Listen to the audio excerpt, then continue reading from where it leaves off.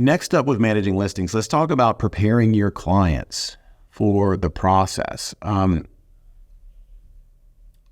big part of what we do is managing expectations, and you've probably heard us talk about this before, but letting your client know how the process works and letting them know it in a way that, it feels good, because it should.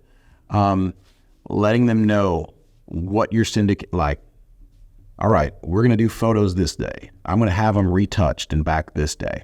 Later that day, you're going on the MLS. Then showing time will be set up. You will see your home start populating to all these websites that evening. All of these things, just explaining the process to them, managing their expectations, and just getting in front of all of it. Because you got to understand that you need to explain the process thoroughly, as if you're speaking to somebody who doesn't know what they're doing, because frankly, they don't. That's why they hired you.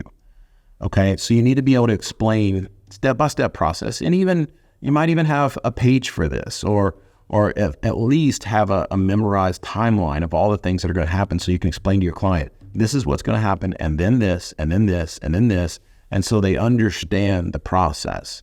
And as those things happen along that process, and they start feeling it, seeing it behind the scenes, they start getting texts from showing times, just like you told them that they would.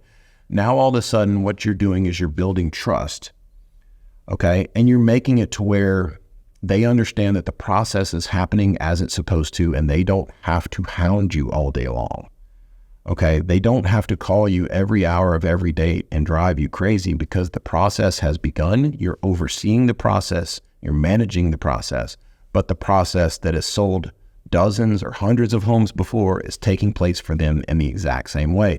And that instills a level of trust. Now then, that level of trust in the process has to be continually maintained by good communication. Just dropping a group text to a couple to let them know, hey, you're monitoring everything. Dropping a text to let them know, hey, I think we might be a little bit overpriced and we need to look at this. Those sorts of things. If you don't communicate, if you just completely rely on the process too much and you aren't communicating with your clients, then that erodes that trust. Okay, so communication is what's required to have them trust the process that makes you more efficient.